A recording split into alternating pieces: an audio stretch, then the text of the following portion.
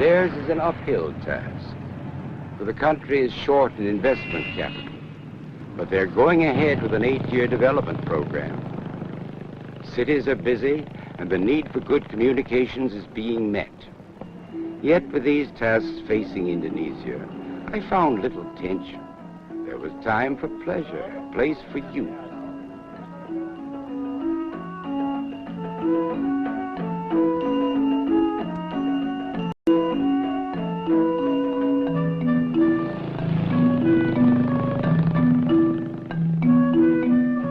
Only a mile from the smooth, wide road out of Jakarta, yet here, in this village of Cikopo Selatan, I found a totally different environment.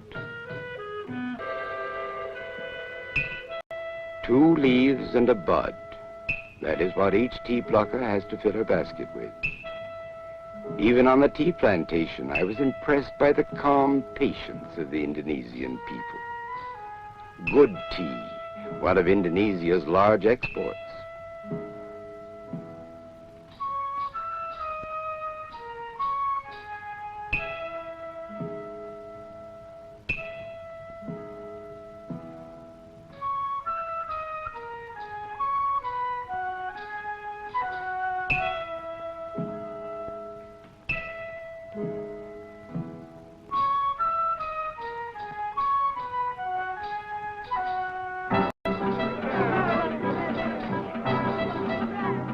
Payday on the tea plantation.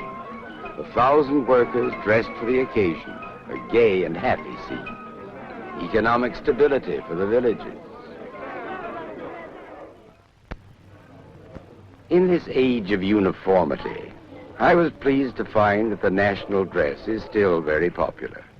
The batik makers still use their traditional arts, blanking out complicated patterns with lines of hot wax, dyeing the cloth, re-waxing and dyeing again and again until the pattern is complete.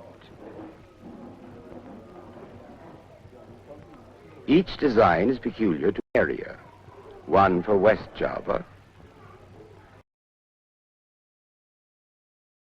and this made only for the fishing villages of Central Java. The seas between and around these many islands abound in fish. Although modern power-driven fishing boats are rare, near here was the capital of the old Sundanese kingdom, powerful from the 12th to the 16th centuries, and Sundanese is still the language among the older people. For many, this quiet life is preferable. Yet too often in many countries, the rural scene is also a mark of poverty. Not here. A simple life, yes, with such old customs as prefabricated walls of palm leaves. Yet a happy life with time for past things which live on as a part of the country's scene.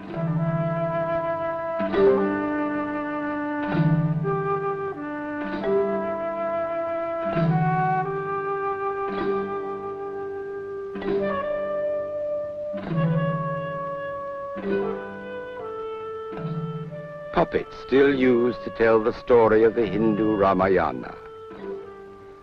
Bomba, son of Krishna, and Udel, the clown. The village economy is based on rice, the country's staple food. And for rice, there must be water.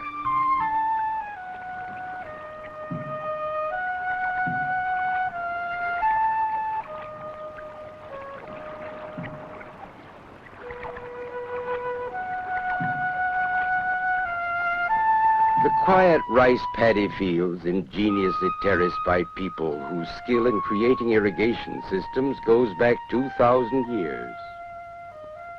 These same people will in the future willingly turn to the use of modern fertilizers and machinery in order to increase their agricultural production, thus decreasing imports and saving several dollars yearly in foreign exchange.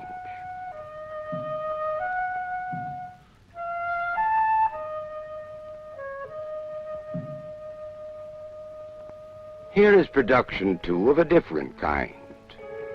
10,000 species of trees, 500,000 species of plants attract the botanists of the world to Indonesia's botanical gardens in Bogor, Java.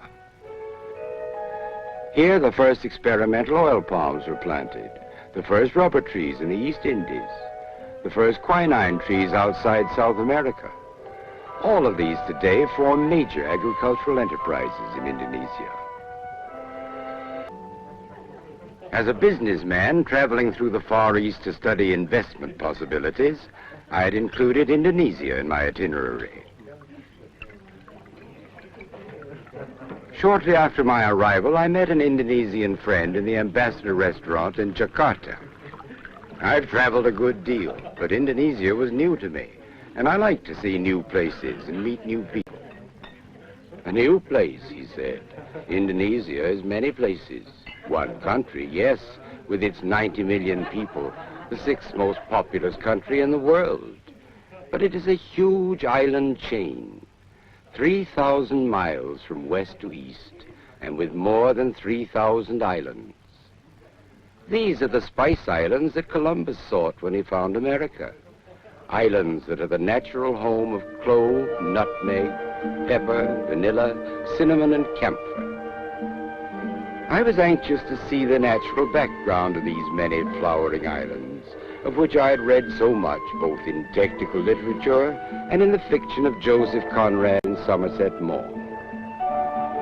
Now, for the first time, I had an opportunity to see the deserted beauty of white strands in the Java Sea. Hills and mountains, verdant by the ash of the volcanic turmoil which formed them.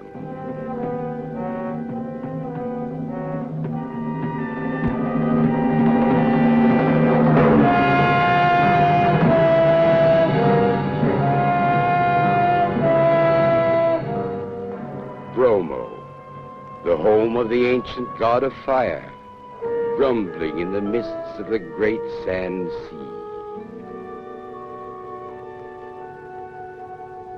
Quiet rivers, centuries-old highways for the jungle dwellers, and arteries of modern commerce through the islands of Sumatra and Kalimantan.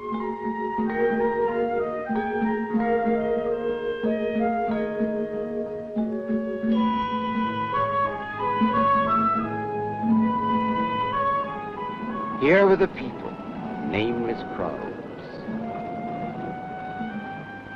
I was impressed by the extreme beauty and delicacy characteristic of the Indonesians. Their rich cultural background remains, undestroyed, cared for. The great Buddhist era is fixed forever in their memories by this magnificent symbol at Borobudur.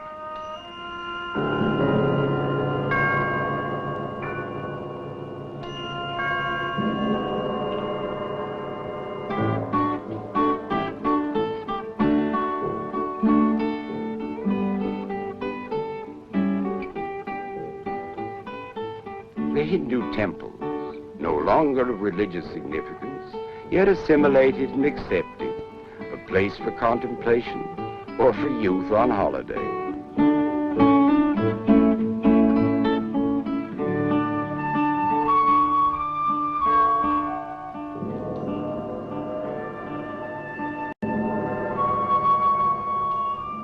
Today, most Indonesians are Muslims, and many mosques stand now in the towns and cities, an active religion practiced by an industrious people.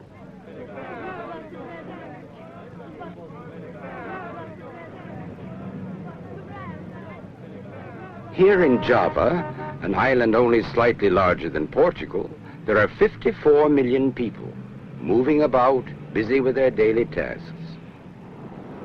Yet this country, whose economy was formerly based on agriculture, is rapidly modernizing. With Indonesia's great natural wealth and their own skill and energy, these people will help their country to advance in economic progress.